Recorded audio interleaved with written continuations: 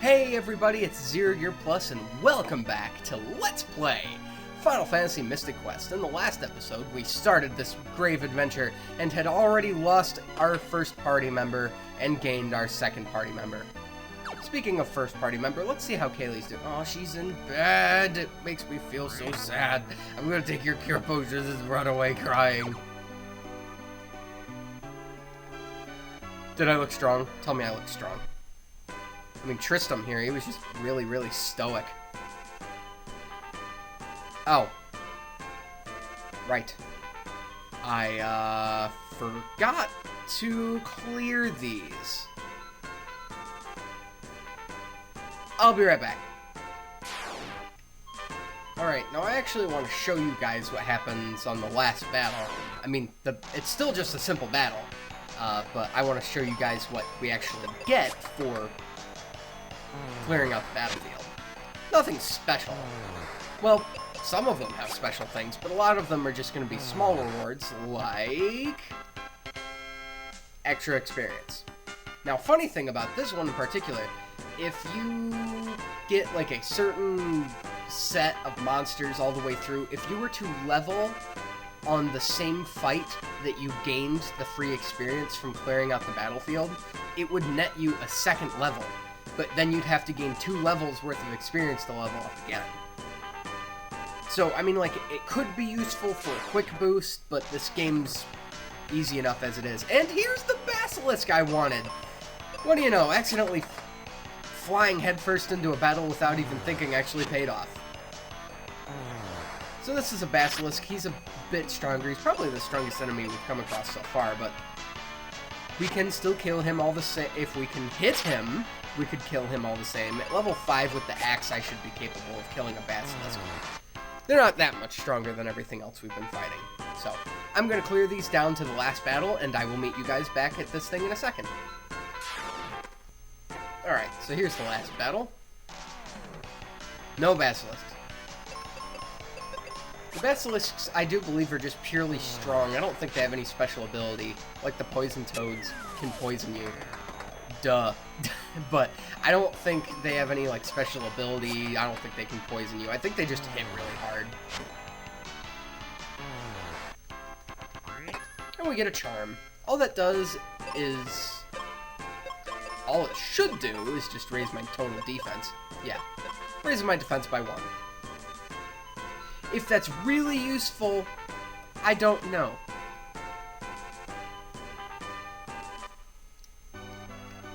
So we're going to go in here and heal up. And I want to explain something to you guys.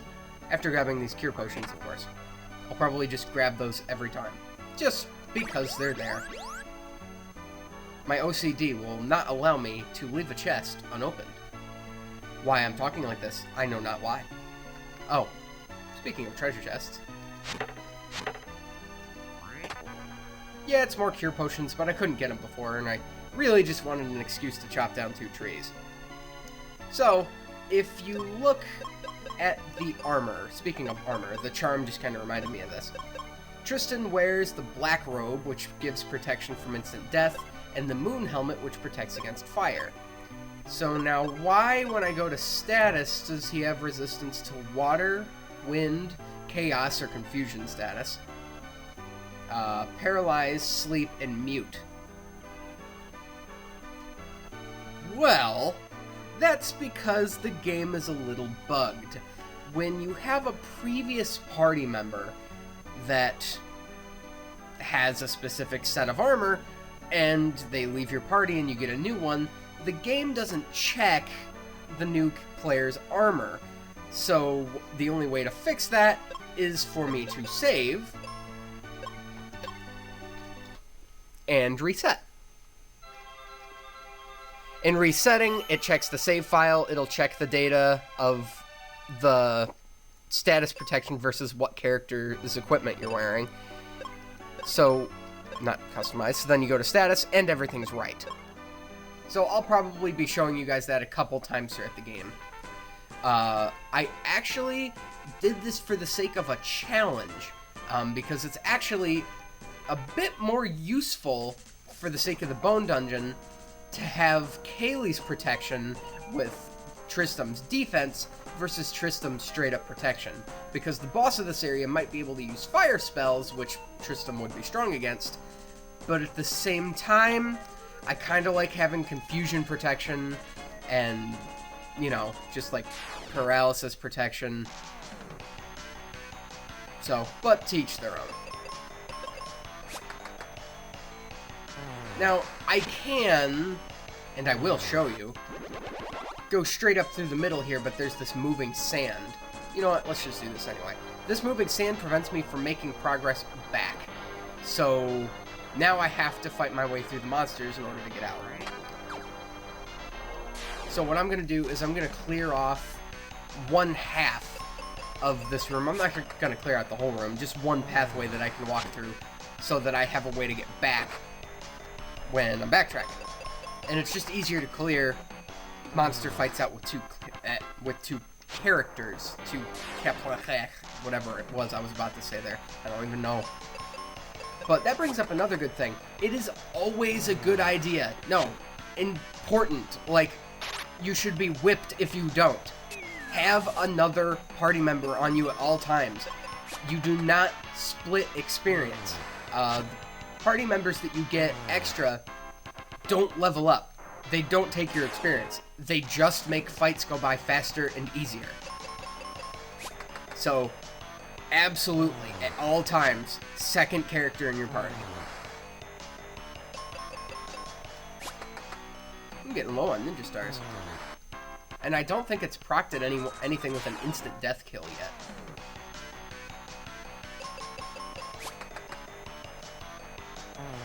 Yeah, Tristam's ninja stars can inflict instant death. In my previous run of this game, it was proccing a lot more. It's weird. I don't need what's in that chest. It's just, I believe it's either shuriken or ninja stars. Depends on what you want to say.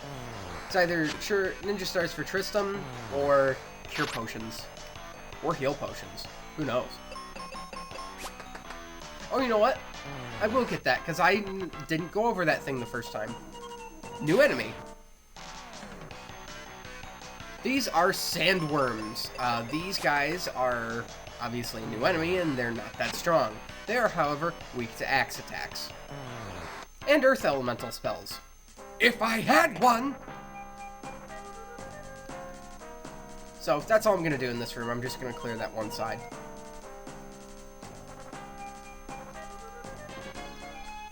Now, what are these things? I'd like to think these things are turtle shells, because they look kind of rocky, but at the same time, they look like turtle shells. Hey, I want that! How do I get in there? Oh well, I guess I'll just come back later.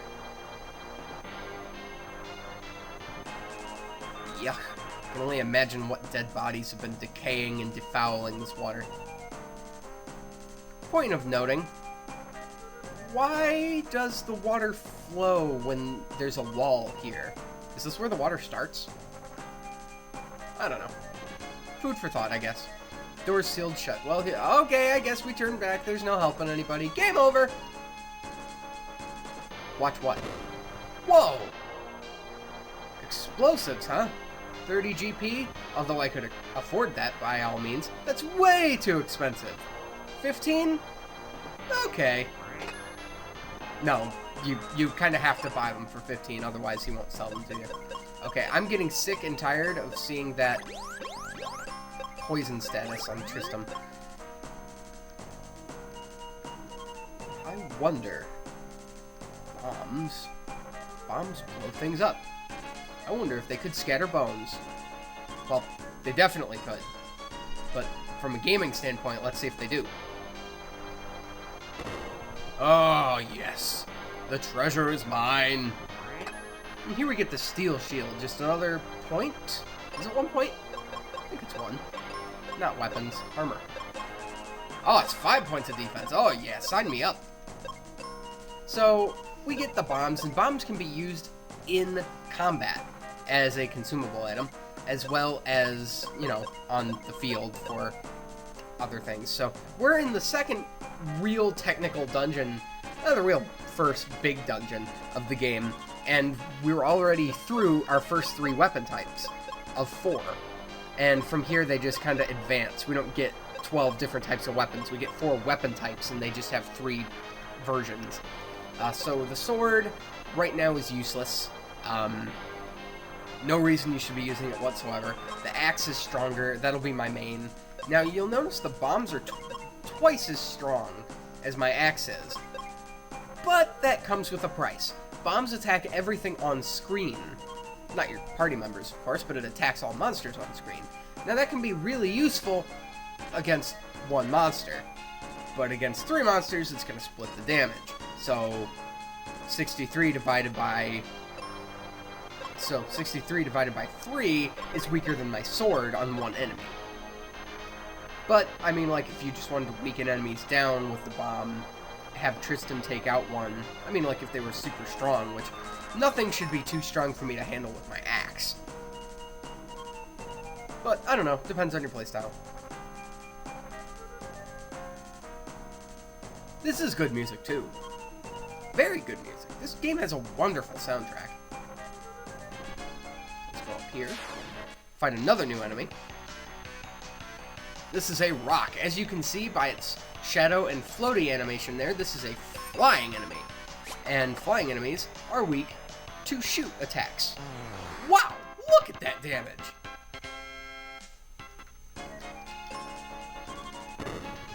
There. I'm playing a Final Fantasy game, therefore I've gotten my obligatory H.C. Bailey quote in. I've met my quota for the project. Oh wow, we have lots of them now. I don't know if my axe can handle one of these guys on the road. I don't know, we'll find out. Okay, yes. I'm not overpowered by any means, I'm just playing the game naturally. And I mean, like, if you do get super OP, more power to you. This game is not hard. No, there's no real reason to make it hard either. And, okay, I guess I'm gonna fight one anyway. So we have more of these landworms. Sandworms. Landworms with sand. Sandworms on land. So here we have a new enemy. These are skeletons. I don't think they have a weakness. Yes, they do. Let me show you something. I'm going to... No, let's just defend. I want to use the life spell on the monster. Strong against... Oh! Oh, that's right! Hey, that's kind of neat. Okay, then let's do it this way. I will cast the Cure spell on the skeleton, and Tristam will defend. Weak against zombie-type attacks. Okay, so... when you... Skeletons are obviously undead, which means that you can hurt them with curative magic. Now, technically, I don't know why this is in the code of the game. Life, when used on a party member, will heal them, either revive them, or give them a full health boost. When used on a monster, life acts as the death spell. So if you really just wanted to cheese your way through a fight, you could just cast life on an enemy. And that's totally kosher. But I like to play kinda fair. But skeletons, being weak against instant death, aren't affected by the life spell as an instant death spell, which is kinda neat. Not that I'd see why there should be a reason to have life be an instant death spell. I mean, there is an instant death spell in this game already. Although it's more for exploration than actually killing things.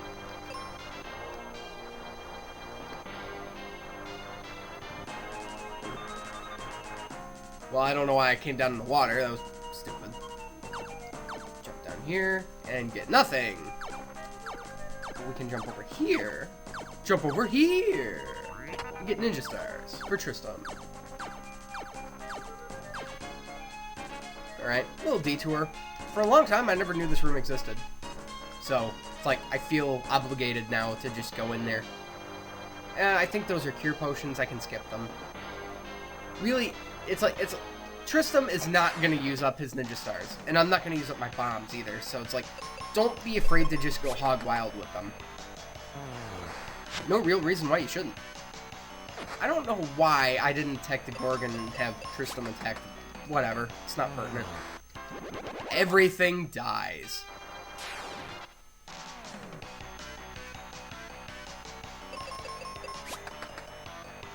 Now, we kill the skeleton.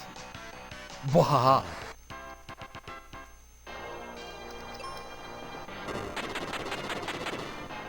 Alright, so here we have another new enemy. Aha, nice assortment of monsters to fight. I'm gonna take on the Basilisk. I'll have Tristam totally miss the skeleton. Not what I wanted. Okay, here's where Kaylee's equipment may have been useful. I'm actually going to cast Cure on the skeleton. Okay. That is the best possible outcome. Because everything died. But confusion status is temporary. It's not like poison where it lasts after a fight. But